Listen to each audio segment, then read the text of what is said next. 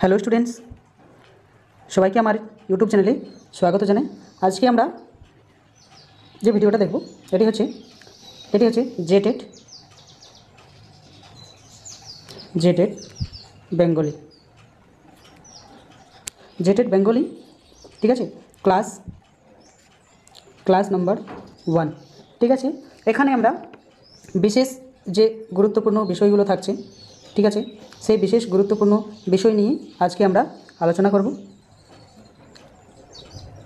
বিশেষ গুরুত্বপূর্ণ বিষয় নিয়ে আমরা আলোচনা করব, যেগুলো ক্লাসে আমরা খুব ভালোভাবে জানকারি নেওয়ার চেষ্টা করব এবং যেগুলো পরীক্ষার মধ্যে আসবে, ঠিক আছে, সেই সব বিষয়গুলো নিয়েই আলোচনা করব। তার আগে একটু ভালো করে আমি বলে দিই, যেহেতু ফার্স্ট ক্লাস এটা, জেটেড বেঙ্গলির যে আপনাদের ক্ষেত্রীয় ল্যাঙ্গুয়েজ থাকবে, ঠিক আছে, ক্ষেত্রীয় ল্যাঙ্গুয়েজ মানে নিজের এলাকার যে ভাষা, সেই এলাকার ভাষা নিয়ে আপনারা এটা রাখতে পারেন। 30 নম্বর থাকবে টোটাল, ঠিক আছে, টোটাল থাকবে আপনাদের 30 নম্বর। 30-এর মধ্য দিয়ে এখনও জেটেডের কোনো সিলেবাস, ক্ষেত্রীয় ল্যাঙ্গুয়েজের কোনো সিলেবাস এখনও পর্যন্ত আসেনি। আজকে ডেট হয়ে গেল, আজকে 27 তারিখ। তো এখনও পর্যন্ত যেহেতু 28 তারিখ আজকে যেহেতু আসেনি কোনো, তাহলে আমরা যে এক্সামগুলো পার হলো, ঠিক আছে, যেমন জেটেড মেন্স, তাহলে সেই জেটেড মেন্সে যে ধরনের সিলেবাস ছিল, ঠিক আছে, সেখানে কিন্তু কোনো ধরনের বোধ পরীক্ষণের যে প্রশ্ন, সেই প্রশ্নের উল্লেখ কিন্তু ছিল না।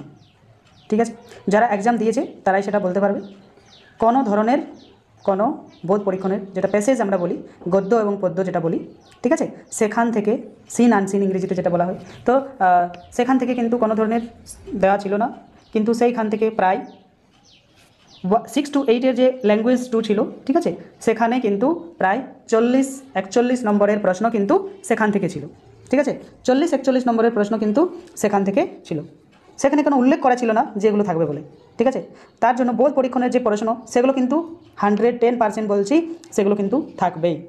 ছোট্ট দুটো প্যাসেজ থাকবে, ঠিক আছে, সেই প্যাসেজ থেকে 4-5টি করে কোশ্চেন থাকবে, আর বাকিগুলো প্যাডাগোগি কিছু থাকবে। এবং যদি কোনো সিলেবাসে না দেয়, তাহলে কিন্তু ওই প্যাডাগোগি এবং সিন আনসিন যেটা বোধ পরীক্ষণ যেটা আমরা বলবো প্যাসেজ, সেগুলো থেকে কিন্তু 30 নম্বর কমপ্লিট হবে। যদি সিলেবাস দেয় তাহলে আমি সেই সিলেবাস থেকে কিন্তু বাকি কন্টেন্ট যে থাকবে, জন চ্যাপ্টারগুলো থাকবে, মানে যে চ্যাপ্টারগুলো থাকবে, সেই চ্যাপ্টারগুলো থেকে কিন্তু আমি বাকিটা করিয়ে দেবো। ঠিক আছে, তো ভিডিও ফ্রি পাবে, ঠিক আছে, সবাই।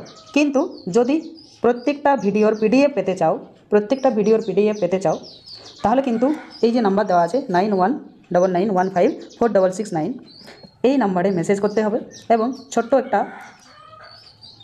একটা পেড করতে হবে। ঠিক আছে, এই জন্য যে ফ্রি জিনিস যদি আমি প্রোভাইড করি, তাহলে তার কোনো মূল্য থাকে না। ঠিক আছে, ফ্রি জিনিসের মূল্য থাকে না, তার জন্য সেটা যদি কিছু কস্ট নেওয়া হয়, তাহলে সেখানে কী হবে না, ভালোভাবে সেটা প্রতি একটা গুরুত্ব থাকবে এবং সেটি দেখতেও ইচ্ছা করবে বা পড়তেও ইচ্ছা করবে। ঠিক আছে, সেই জন্য ছোট্ট একটা পেড কোর্স থাকবে। তো আমি তোমাদের রায়ে ছাড়ছি আজকেরটা, যে কত পেড কোর্স করা উচিত। ঠিক আছে, এর আগে জেটেড মেন্সের 1 to 5 এবং 6 to 8-এর দুটো পেপার আমি করিয়েছি। ঠিক আছে, বেঙ্গলির 100 মার্কের আমি করিয়েছি, 400 মার্কের টোটাল দুটো ক্লাসে, 1 to 5 এবং 6 to 8-এর জন্য।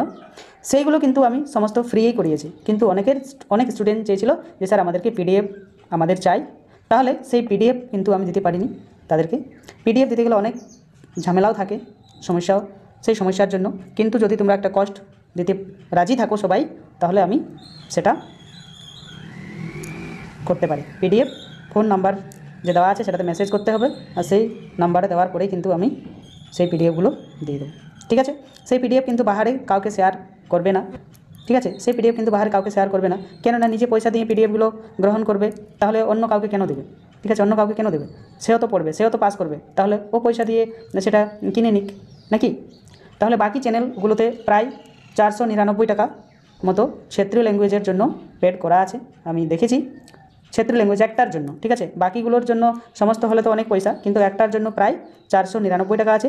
তাহলে আমাকে আমার পারিশ্রমিক হিসাবে কতটা তোমরা দিতে পারবে ঠিক আছে, একটা কমেন্টে সেটা অবশ্যই লিখবে, ঠিক আছে, বা ফোন নাম্বার যেটা দেওয়া আছে সেটাতে মেসেজ করে বলবে কি স্যার আমরা এতটা দিতে পারবো, সেই অনুসারে সবার জন্য সেটা সমানভাবে পেডটা থাকবে। পেডটা এটার জন্য যে পিডিএফটা আমি দিয়ে দেবো, ঠিক আছে। পিডিএফটা দিয়ে দিলে কি হবে, ভিডিও সবসময় দেখার সমস্যা, তাহলে সেখানেও গিয়েও কিন্তু সেই পিডিএফটার থেকেও কিন্তু পড়ে নিজের সময় মতো সেটা করতে পারবে। একবার পিডিএফটা পড়ে নাও, একবার ভিডিওটা দেখে নাও, তো অনেক সহজ হয়ে যাবে সেটি, ঠিক আছে। সেই জন্য তাহলে বোধ পরীক্ষণের জন্য আজকে প্রায় 7-8 নম্বরের যে কোশ্চেন থাকে, তো কী ধরনের কোশ্চেন থাকে, কেমন গ্রামার থাকে না থাকে, সমস্ত আমি এটা থেকে এখন আমি দেখাবো, ঠিক আছে। তাহলে চ্যানেলে যারা নতুন, চ্যানেলটিকে সাবস্ক্রাইব করে ভিডিওটি শেয়ার করে দেবেন, ঠিক আছে। তাহলে আমরা শুরু করি। প্রথমে প্যাসেজটা আমরা একটু পড়বো, তার আগে বোধ পরীক্ষণটা কী সেটি একটু 2 লাইন আমরা বুঝবো এবং তারপরেই আমরা সেটি যাচ্ছি। তাহলে বোধ পরীক্ষণটা হচ্ছে, বোধ পরীক্ষণটা কী, ঠিক আছে। বোধ পরীক্ষণটা কী, তাহলে যে কোনো বক্তব্য বা বিষয়কে, ঠিক আছে, কোনো বক্তব্য মানে যেটা বলা হচ্ছে সেটা, অথবা কোনো বিষয়কে যখন আমরা নিজেদের বুদ্ধি, ঠিক আছে, যখন আমরা কোনো বক্তব্য বা বিষয়কে পড়ি তখন আমরা কী করি না, নিজেদের যে বুদ্ধি আছে সেই বুদ্ধিটাকে সেখানে কিন্তু আমরা বা বিচার, অনুভূতি, উপলব্ধি, ধারণা ও অনুমানের সাহায্যে বুঝতে পারি।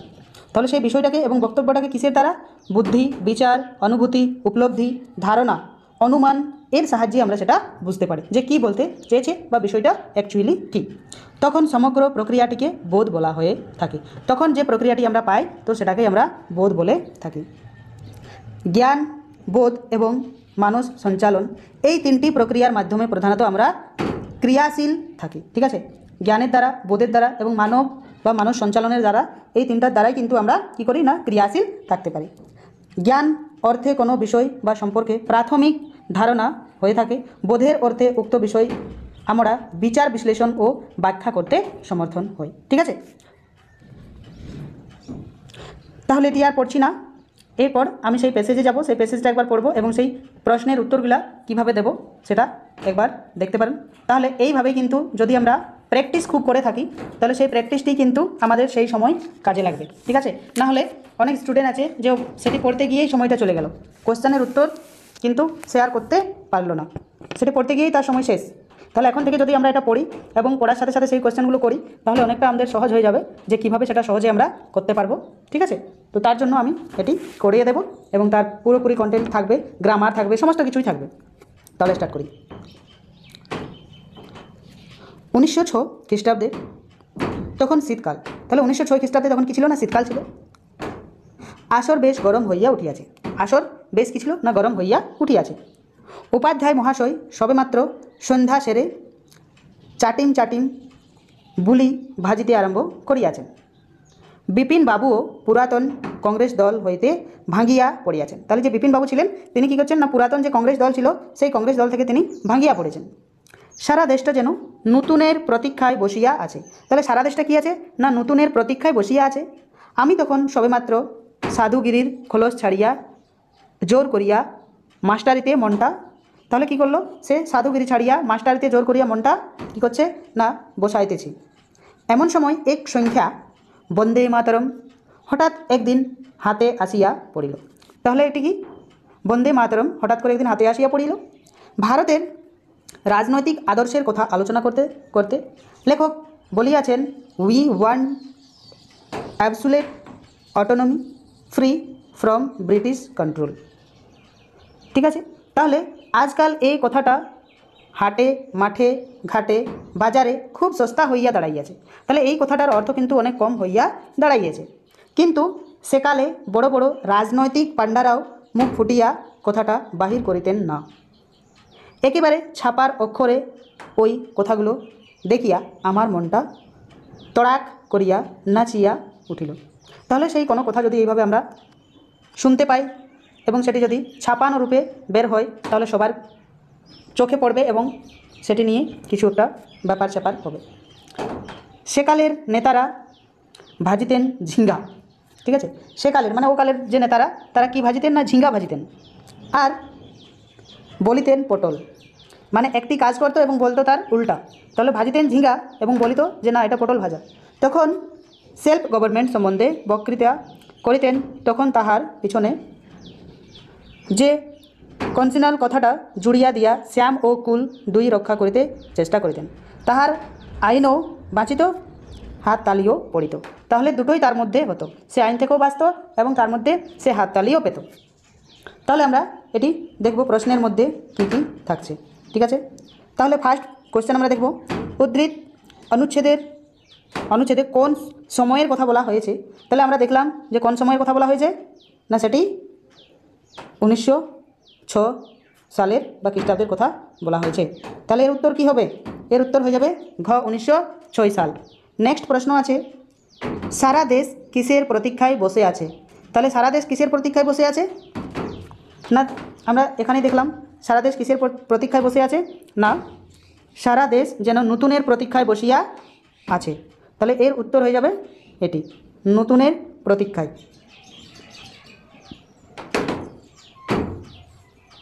3 নম্বর যে প্রশ্নটা রয়েছে সেই প্রশ্নটা দেখব, গরম শব্দের বিপরীত শব্দ কী।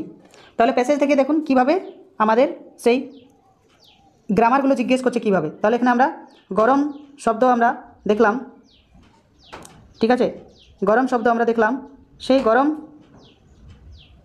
শব্দ দিয়ে কিন্তু এখানে বেশ গরম। তাহলে সেই গরম এই অনুচ্ছেদ বা এই যে প্যাসেজ, সেই প্যাসেজ থেকে কিন্তু জিজ্ঞাসা করবে বাকি গ্রামারগুলো। তাহলে সেই গরম দিয়ে শব্দটা দিয়ে কিন্তু বিপরীত শব্দ বলেছে। তাহলে গরম থেকে কি হবে, না গরম থেকে ঠান্ডা হবে তার বিপরীত শব্দ, ঠিক আছে। নেক্সট 4 নম্বর প্রশ্ন, কার হাতে বন্দে মাতরম পত্রিকা পৌঁছালো। তো কার হাতে বন্দে মাতরম যে পত্রিকা সেটি পৌঁছেছিল, না এটি যে কি বসেছিল এমন সময় এক সংখ্যা বন্দে মাতরম হঠাৎ একদিন আসিয়া পড়িল। তাহলে তিনি যে লিখেছেন, ঠিক আছে, তো কে লিখেছেন, না এটি লেখক লিখেছেন, না লেখকের হাতে এই পত্রটি এসে পৌঁছায়।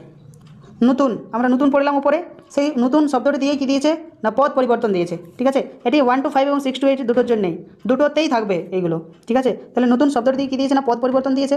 মানে কী গ্রামার থাকবে, কোনখান থেকে কোশ্চেন দিবে, মানে জ্যাক বোর্ডের যেটি ইচ্ছা ও সেটিই করবে, ঠিক আছে। তাহলে 5 নম্বরের সঠিক উত্তর কী হবে, নতুন শব্দটির পদ পরিবর্তন, না 5 নম্বরের সঠিক উত্তর হবে নূতন্ত, নূতন্ত হবে, ঠিক আছে। খ হবে এর সঠিক উত্তর। নেক্সট, উদ্ধৃতিটির লেখক কে। তাহলে এটি কে লিখেছেন, ঠিক আছে, এটি কে লিখেছেন। তাহলে আমরা যদি দেখি তাহলে এটি কে লিখেছেন, না 5 নম্বরের সঠিক উত্তর আমরা যদি দেখি, ঠিক আছে, কে, না সেটি আমরা কত নম্বর, 6 নম্বর। তাহলে কে লিখেছে, না উপেন্দ্রনাথ বন্দ্যোপাধ্যায় লিখেছেন। নেক্সট 7 নম্বর, লেখকের পেশা কী ছিল। লেখকের পেশা কী ছিল, না তিনি মাস্টারি করতে ইচ্ছুক হয়েছিলেন, কি আমি মাস্টারিই করব, সেটাতে জোর দিয়েছিলেন।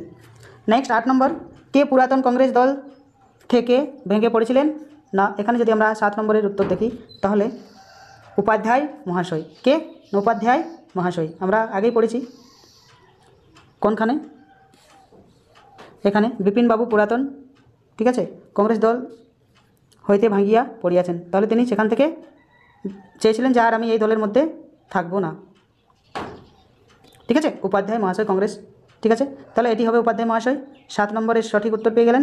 8 নম্বরে কী বলছে, কে পুরাতন কংগ্রেস, আচ্ছা এটা 8ই ছিল, তাহলে এর সঠিক উত্তর কে পুরাতন দল থেকে ভেঙে পড়েছিলেন, না বিপিনবাবু ভেঙে পড়েছিলেন, ঠিক আছে।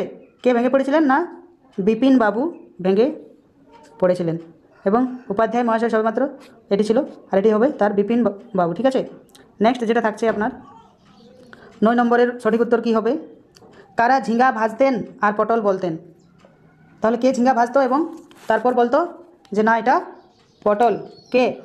তাহলে 9 নম্বরের সঠিক উত্তর হবে সেকালের নেতারা, আমরা পড়েছি ভালোভাবে, ঠিক আছে। সেকালের নেতারা বলতো যে পটল, ঝিঙ্গা ভাজাকে পটল ভাজা, ঠিক আছে। পরে we want absolute autonomy free from British control, এর বাংলা অর্থ কী, না এর বাংলা অর্থ যদি আমরা দেখি, আমরা ইংরেজ অধীনতা মুক্তপূর্ণ স্বরাজ ও স্বায়ত্ততা শাসন চাই। স্বায়ত্ততা শাসন মানে নিজেরাই আমরা শাসন করব, আমাদেরকে লোকের দ্বারা আমরা শাসিত হব না, ঠিক আছে। 11 নম্বর যে প্রশ্নটা থাকছে সেটি হচ্ছে কে চাটিম চাটিম বুলি ভাজতেন, ঠিক আছে। তাহলে 11 নম্বরের সঠিক উত্তর হয়ে যাবে উপাধ্যায় মহাশয় চাটিম চাটিম বুলি ভাজতেন। এখানে ঠিক আছে, ভিডিওর দিয়ে দিলাম তোমাদেরকে, এটি আমার নাম সভাপতি, ঠিক আছে। তো 91 99 15 46 69 এই নাম্বারে হোয়াটসঅ্যাপ মেসেজ করবেন। এবং যদি পিডিএফ তোমরা চাও তাহলে আমি পিডিএফ দিতে পারি, যে এই ক্লাসটা যেমন হলো তাহলে সেই ক্লাসের পিডিএফ আমি দিয়ে দেবো। এবং পিডিএফ যদি দিতে হয় তাহলে তার অনেক কিছু ব্যাপার থাকে, তাহলে কিন্তু সেটিতে একটি ছোট্ট পেড লাগবে। সেই পেডটি কত নেওয়া উচিত তোমাদের অনুসারে, বাকি যে স্যারগুলো করাচ্ছেন সেই অনুসারে, তাহলে একবার কমেন্টে অথবা মেসেজে বলুন কত নেওয়া উচিত, কত নিলে সবাই দিতে পারবে। ঠিক আছে, সবাই যাতে দিতে পারে, সবাই যাতে পড়তে পারে। ঠিক আছে, 30-এর মধ্যে যেন 30-এই আনতে পারে, সেই সুবিধাটা বা সেই সমস্ত চেষ্টা আমি করব। ঠিক আছে, পেয়ে যাবেন, যেহেতু সহায়ক আচার্যের মধ্যে প্রায় 95, 90 এইরকম পেপার, 4টি পেপারেই তারা পাচ্ছে। ঠিক আছে, আমার ভিডিও থেকে। তাহলে এবার কেন হবে না, এবার কেন হবে না? ঠিক আছে, তাহলে সেই জন্য বলছি, তাহলে সবাই যাতে পেডটা নিতে পারে, মানে পিডিএফগুলো নিতে পারে, সেই একটা সবাই মেসেজে বা ইয়েতে কমেন্টে বলুন কত নেওয়া উচিত। ঠিক আছে, তাহলে সেই অনুসারে আমি সেটা নেব এবং আমি সেটা কি করব না, পিডিএফটা আমি তোমাদেরকে দিয়ে দেবো। ক্লাসটা হবে, তারপরে ক্লাসটা দেখার পর 1 ঘন্টা 2 ঘন্টা পর আমি পিডিএফটা তোমাদেরকে সেন্ড করে দেবো। ঠিক আছে, থ্যাংক ইউ ক্লাস, আজকে এখানেই শেষ করব। কেমন ক্লাস হচ্ছে সেটা একবার কমেন্টে অবশ্যই সবাই লিখবে, এবং যারা নতুন তারা চ্যানেলটিকে সাবস্ক্রাইব করে দেবেন, তাহলে নতুন নতুন ভিডিওর আপডেট পেয়ে যাবেন। থ্যাংক ইউ সবাইকে পুরো ভিডিওটা দেখার জন্য।